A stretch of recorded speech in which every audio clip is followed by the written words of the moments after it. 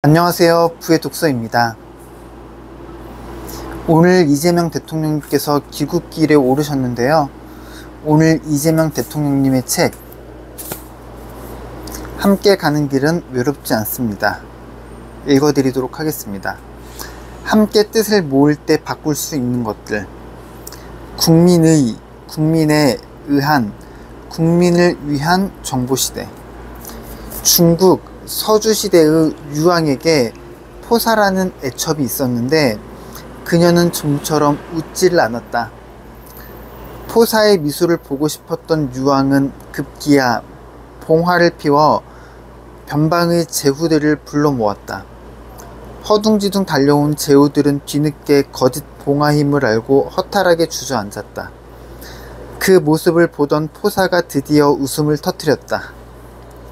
그 뒤로 유황은 포사의 웃음을 보고 싶을 때 봉화를 오라곤 했는데 그때마다 제후들은 번번이 헛걸음을 해야 했다. 그런데 정작 반란이 일어나자 제후들 중 그 누구도 달려오는 이가 없었다. 결국 유황은 반란군의 칼에 숨졌고 서주시대도 막을 내렸다. 이솝우화의 양치기 소년과 흡사한 포사 이야기에서 나는 새삼 정보의 양면성을 떠올린다. 정보란 양날의 검과 같아서 사람을 살릴 수도 죽일 수도 있다. 21세기 정보화 시대인 오늘날에는 더더욱 이 말이 피부에 와닿는다. 정보의 전달 체계가 바뀌고 SNS의 힘이 기존 언론을 압도할 정도로 발달함에 따라 이제 정보를 공유하는 대상 역시 기득권 세력에서 일반 대중으로 확대됐다. 따라서 정보 장악력이 막강했던 과거의 정치 패러다임도 변화해야 할 처지에 놓였다. 그동안 기존 정치 세력은 정보를 장악함으로써 힘을 과시해왔다. 언론을 등에 업은 재벌과 부패 정치인들은 무소불위의 권력을 휘두르며 끈끈한 밀착 관계를 형성했다. 그러나 이제는 인터넷을 통한 정보의 공유가 가능해지면서 상황이 급변하고 있다. 특히 휴대폰을 통한 SNS 덕분에 언제 어디서나 자신이 원하는 정보를 즉시 받아볼 수 있고 다른 사람에게 전달을 할 수 있게 되면서 전 세계가 실시간으로 정보를 공유하는 시대로 변했다. 어쩌면 오늘날의 보수 기득권 세력들은 인터넷이 없었던 시대를 애타게 그리워하고 있을지도 모른다.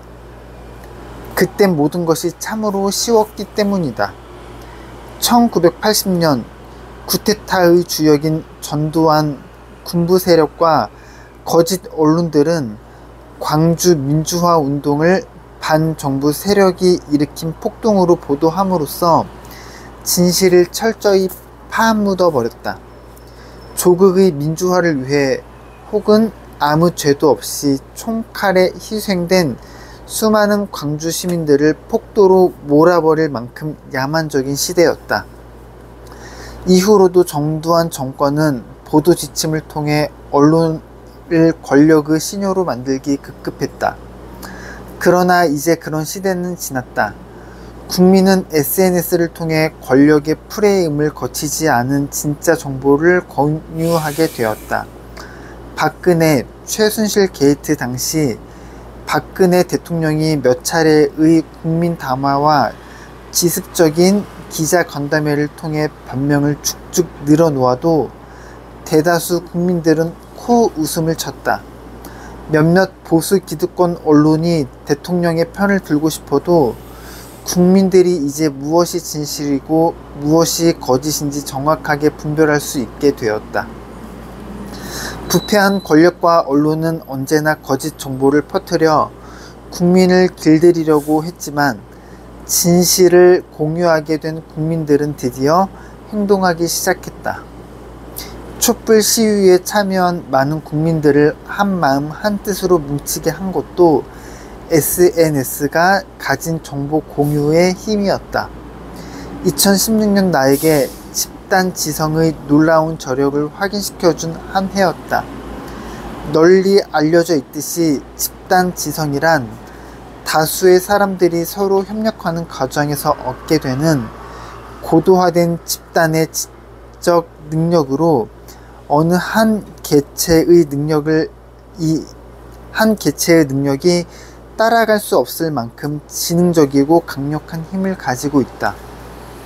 집단 지성은 이미 미국의 곤충학자 윌리엄 모턴 휠러의 개미 연구에 의해서도 밝혀진 바 있다. 하나의 개체로서 약한 개미이지만 집단적으로 움직일 때는 강하고 높은 지능체계로 놀라운 실적을 만들어낸다는 것이다. 이후 여러 학자들에 의해 이 연구가 인간에게도 그대로 적용된다는 사실이 밝혀졌다. 미디어 철학자인 피에르 레비에 따르면 사이버 공간에서의 집단 지성은 언제 어디서나 실시간으로 고도화된 지성을 발휘할 수 있다고 한다. 또한 집단 지성은 지식이나 정보의 생산자와 수혜자가 따로 있는 것이 아니라 모든 사용자들이 생산자이자 수혜자가 되어 정보를 활발하게 공유해가며 지속적으로 발전하는 특성을 보여준다. 혁명의 손가락 끝에서 나는 하루에도 수십만 명과 대화를 나눈다. 대화 창구도 셀 수 없이 다양하다. 카카오톡, 밴드, 트위터, 페이스북, 카카오 스토리, 유튜브, 인스타그램, 인터넷 카페, 게시판, 블로그, 댓글 등 수많은 채널을 통해 각계각층의 사람들과 친구를 맺고 정보 공유를 한다. 이 과정에서 나는 집단지성의 놀라운 힘을 피부로 느낀다. 신문이나 방송 등 기존의 언론은 거의 일방적으로 정보를 전달했다. 소속 집단의 성격에 따라 정치와 사회를 읽고 판단하고 분석하는 눈이 달랐기 때문이다. 특히 보수 성향의 언론사들은 국민 전체의 의견을 반영하거나 지향하는 바를 이끌어내기보다는 일부 정치 집단이나 이익 집단을 대변하는 편향적 태도를 취해왔다. 그러나 SNS를 통한 정보 공유는 남녀노소, 지위 고하를 막론하고 다양한 계층의 사람들이 적극적으로 대화에 참여하는 방식이다. 그리고 이 과정에서 공통 분모가 될 수 있는 지혜들이 모여 집단 지성을 형성한다. 이 집단 지성이야말로 모두의 의견이 반영된 합리적, 이성적인 패러다임을 창출하는 지적 에너지 혁명이라고 할 수 있다. 요즘은 일정이 너무 바쁘지만 짬이 날 때마다 SNS에 참여한다. 소통의 시간은 특별히 정해져 있지 않지만 주로 자투리 시간을 활용한다. 아침 저녁 출퇴근 시간이나 약속 장소로 이동하는 차 안 또는 손님을 기다리는 시간이나 밤늦게 돌아와 잠시 쉬는 시간에 휴대폰을 꺼내 팔로워들과 문자로 대화를 한다. 나비 효과라는 말이 있다. 나비의 날개짓이 폭풍을 만들듯 이 국민들의 작은 실천이 모여 역사를 만들 수 있다. 팔로워 5만 명의 친구들이 각기 1000명에게 정보를 전달하면 대한민국 5천만 명의 인구가 동시다발적으로 정보를 공유할 수 있게 된다. 기득권자들은 오래전부터 그래왔듯 막강한 권력으로 거대 언론을 움직이려 하지만 그것도 쉽지 않게 되었다. 그런 사람이 SNS 세계에는 하루에 30분만 손가락을 움직여도 충분하다. 그런 사람이 10,000명만 넘어도 대한민국은 변화의 태풍이 불 것이다. 이것이 바로 손가락 혁명이다.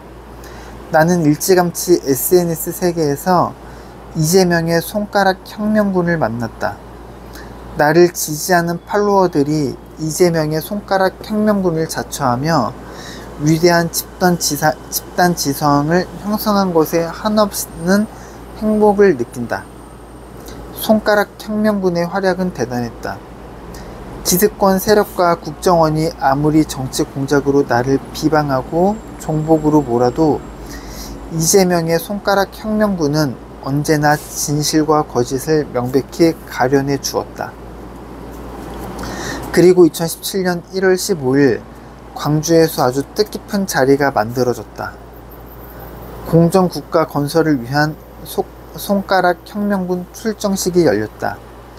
전국 각지에서 모여든 7천여 명의 지지자들 앞에서 나는 이렇게 외쳤다. 여러분, 진실과 정의가 승리하는 세상을 위해 손가락을 많이 써야 합니다. 뜻이 같은 사람과 소통을 자주 하고 필요한 정보를 주고받으며 함께 행동하면 부패한 대한민국은 결국 엎어질 것입니다. 단언컨대 이제 대한민국은 진정한 변화는 손가락 끝에서 나올 것이다. 그러니 세상을 바꾸고자 한다면 손가락부터 움직여야 하지 않을까? 나를 3번 울린 시민운동, 쉽지 않았던 10만 서명운동. 나는 별명이 많은 편이다. 변호사 개업을 했을 때 이변이란 별명이 생겼다. 이재명 변호사의 줄임말이기도 하지만 인생을 살아오면서 이변을 많이 일으켰다는 의미이기도 하다. 싸움닭이라는 별명도 있다. 인권 변호사로 시민운동을 할 때 불의를 보면 참지 못하고 매일 싸움만 하다 보니 그런 별명이 붙고 말았다. 무슨 일이건 절대로 타협하지 않고 끝까지 물고 늘어진다고 해서 불독이란 별명도 붙었다. 그런가 하면 김어준의 파파이스라는 인터넷 방송에 출연했을 때 만약 대통령이 되면 제일 먼저 뭘 하겠느냐라는 질문에 작살부터 내야죠 라고 대답했더니 금세 작살이란 별명이 붙었다. 또 SNS를 통해 많은 사람들과 의사소통을 하다 보니 일부 커뮤니케이션에서 내가 주장하는 것이 시원하다며 사이다란 별명이 붙어 주었다. 2002년 여름에 있었던 파크뷰 특혜 분양 사건으로 본의 아니게 구치소를 다녀온 뒤 나는 잠시 마음을 추스리기 위해 난생 처음으로 장기 여행을 떠났다. 그리고 이듬해 봄 다시 의욕을 갖고 성남시민 모임 회원들을 보강하는 작업에 착수했다. 6개월에 걸쳐 적극적으로 회원을 모집하는 등 시민운동을 활성화하는 데 주력했다. 그런데 2003년 말 성남시 수정구와 중원구에 있는 성남병원과 인하병원이 폐업하게 되었다. 종합병원 2곳이 한꺼번에 문을 닫게 되면 성남시의 의료 공백 지역이 될 것이고 시민들은 다른 지역으로 원정 진료를 가야만 하는 등 여러가지 불편이 뒤따를 수밖에 없었다. 나는 시립병원 설립운동에 참여했다. 의료 공공 서비스를 새로운 장을 열어 성남 시민들에게 의료 혜택을 주기 위해서는 반드시 해야 할 일이었다. 우리는 성남 시민 10만 서명 운동에 돌입해 주민발의 조례를 만들었다. 서명 운동은 쉽지 않았다. 서명을 받기 위해 밤낮으로 뛰어다녀야만 했다. 가까스로 받아낸 서명을 토대로 우리는 한국 최초로 성남시립의료원 설립 및 운영에 관한 조례를 발의했다.